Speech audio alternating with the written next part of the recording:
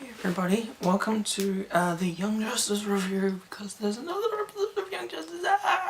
So before I get into my review, there are two things that I wanted to mention. Firstly, my Young Justice reviews, I'm going to put them as one shot and webcam ones. So essentially what I mean is I won't be doing any cutting or any editing. I'll just be filming it and putting it on, or if I just do it on a webcam. And secondly, my cosplay group has finally made a channel. So we're called the Untitled Cosplay Otakus, or Otaku, I'm not sure how to tell them. And regardless, the subscribe link is going to be down there. I don't think we posted anything as of yet, but in the next couple of days I think there are going to be some dances to K-pop songs, and we're probably going to post some cosplay videos in the next couple of months. We'll see what happens. Anyway, now we need to move on to the review. And essentially with this one, it's called Darkest. Essentially what's going to happen is I'm just going to go straight through it just from start to finish, because it's essentially only one storyline. So at the start of this episode we essentially get to see Lagan whining. Yay.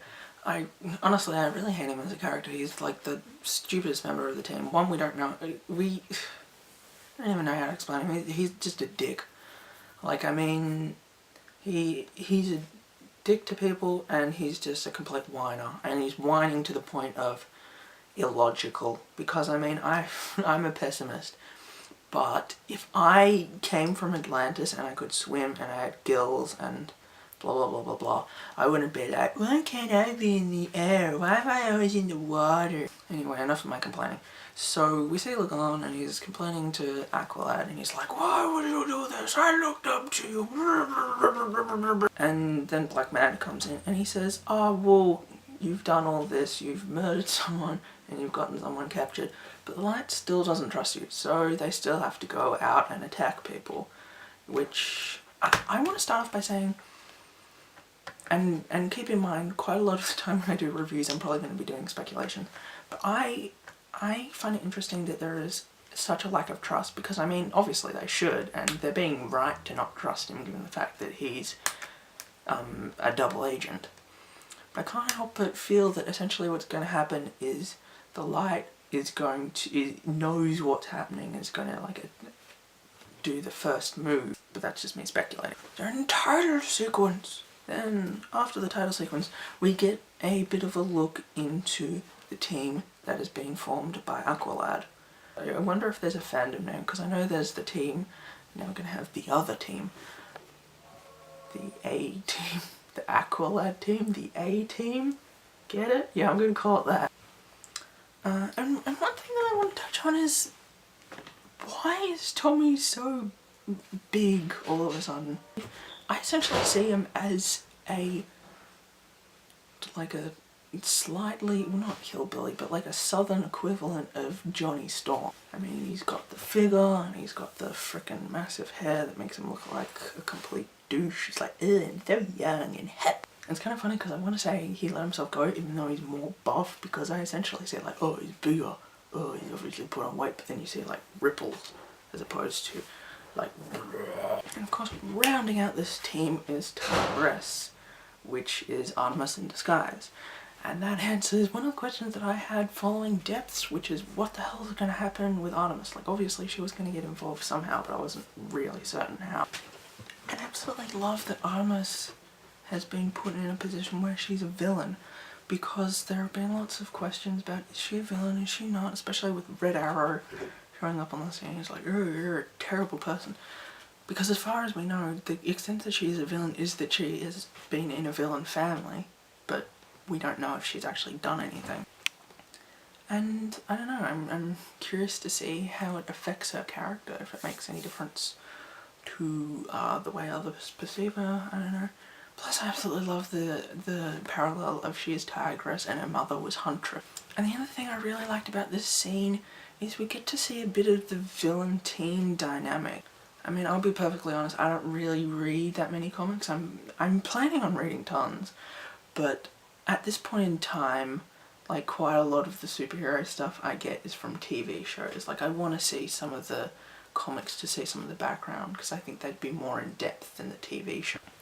But considering that I haven't seen these comics, and while I do adore superhero TV shows, I haven't seen them all. I haven't really seen any like major kind of developments in terms of a villain team on like TV shows. This really seems like it's actually kind of explored kind of the relationships, because when you think about it, what kind of relationships do you expect to have in terms of villain? I mean, a good chunk of them are egotistical, narcissistic, smart asses, psychopaths. So I guess, like, what would you really expect their kind of relationships to be? Because I understand that some of them are definitely together, like Tommy and Tuppence, they're together, they're brother and sister. Well, Artemis and Calderon, they're supposed to be together because they're both heroes. But there definitely seems like everybody's a bit more suspicious. I understand that definitely happened with the heroes, but they didn't really get suspicious for no reason, because it isn't really substantiated in this case, because Artemis shows up and this chick's just like, oh, well, I don't like that. So after they've had all their little chats and their little relationship developments, or blah, we get to see Impulse and Jaime. Bart and Jaime. Why do I keep saying Impulse? Anyway, they go off and they do superhero stuff. I kind of like how they go into the desert. What they do is they go into the desert and they blow up stuff, and Impulse rearranges it into like fancy self-portraits and stuff. It's kind of funny because I kind of see it as almost the equivalent of kicking a can for superheroes, because they're not really doing anything, but it's still fun. And I really like that they're good friends. One, because they're like two of my favourite characters. Like, I mean, I've got Beast Boy #1, Impulse probably #2, Jaime 3 or 4. It's like easily some of my favourite characters, especially with the scarab. That makes everything oh. We then also cross to Raquel and Mal, and it's kind of interesting. Like, I kind of like this because, like, we get to see a bit more of the characters, because we haven't really seen much. Like, we've obviously seen Raquel before because she was in season 2 and season 1, and albeit we didn't really see her that much, but, and especially with Mal, we've seen like nothing of him, and we get to see their relationship as we saw it in like previous episodes, where he likes her, she likes Doctor, and does work for him. So, I don't know, I'm curious to see how this relationship works out, because there definitely seem to be a lot of emerging relationships, but not many. This seems like one that's kind of on the way out. Then, while Impulse, Blue Beetle, they're having their fun, Aqualad and the A-Team come in and try to capture. We have a nice cool fight, and people are shooting other people, and Jaime's trying to not get the scarab to essentially nuke everyone. And yeah, they end up retreating, even though Impulse takes their tracking device to make sure that they can't use it to track them. Turns out it's alien tech that disables the security, which leads to the A-Team entering Mount Justice. They then proceed to fight with, well, I need to actually say it. They proceed to fight with like Impulse and Blue Beetle, and they end up capturing them. I would have also loved to say they end up fighting and capturing Beast Boy, but that doesn't happen. He's literally in his bedroom watching Hello McGann. Feels, by the way, feels. I love that. Oh wow, I don't even. And by the sound of things, what they're trying to do is they're trying to find out what this metagene is, so then they can, I don't know, give people superpowers and they can beat the shit out of everyone. Oh god. And this is something that's been touched on every so often. It was touched on in Bloodlines, because in reference to Crawl Teens trying to find it. There have also been, and what's also related to it is that they're capturing people, which was shown in Beneath with all the girls. Like, they end up taking Jaime's friend and a bunch of other people away, and now they're taking Lagon, Beast Boy, and Blue Beetle. Not to mention that this is relating to like an invasion and possibly time travel and possibly crashing modes. So like at this point a few things have been answered. Like we now know why they want it, because they're trying to investigate the metagene, but like what the fuck's the metagene? Also, easily one of my favourite parts of this is when they're kidnapping, they're trying to take Blue Beetle, and the Scarab is just like, screw this, I'm not being a prisoner, and then he fights back, and I'm just like, whoa, the Scarab is taking control, because it is crazy having the Scarab talking to Jaime and arguing with him about nuking everyone, but he's actually, Scarab actually controlling his body. That is one of the best things, because I love complicated character kind of things that are just crazy. He's essentially gone from being, it sounds so mean, but being almost schizophrenic to literally losing control of his body. And finally, if capturing 4 members of the team and murdering one of them wasn't enough, we're gonna blow up Mount Justice, yay! And I was seriously like, whoa, no, you can't, that can't, no, you can't, no. And I think quite a lot of the characters in universe were also kind of doing that. Like Mel was like riding his back and it was just like, holy crap, everything's blown up. Because according to Nightwing, like the whole thing was set up and it was just to give a flash drive, and honestly, like I'm like, you just did it to get a flash drive.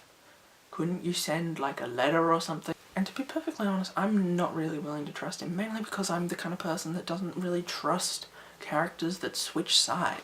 Because essentially what happened is one time I read a book and like it was like, oh, I'm a compulsive liar.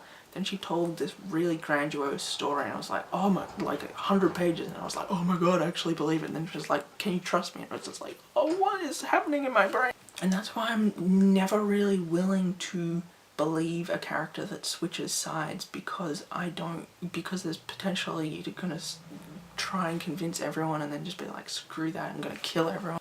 Oh, there's so many things in my brain. So many things in my brain right now. But finally, after all this crazy stuff, after blowing up stuff, after murdering people, after kidnapping a lot of people, we finally get to see Aqualad being accepted by the light.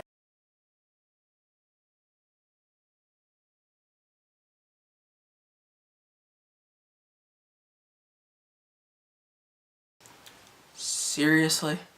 They just screwed us over for the Cliffy. It'll be the time that we get to see Arsenal using his new auto-mail Full Metal reference, yeah, hand-arm thing. It'll be the time where Artemis has to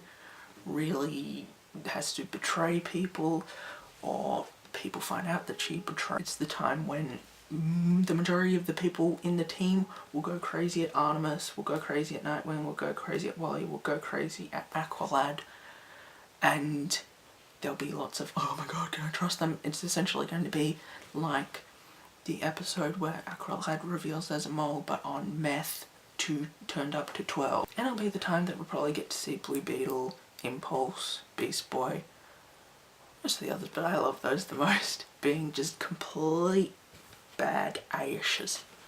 Plus we might be throwing in a couple new characters and stuff. I've heard little whispers about, ooh, there might be Static and Raven.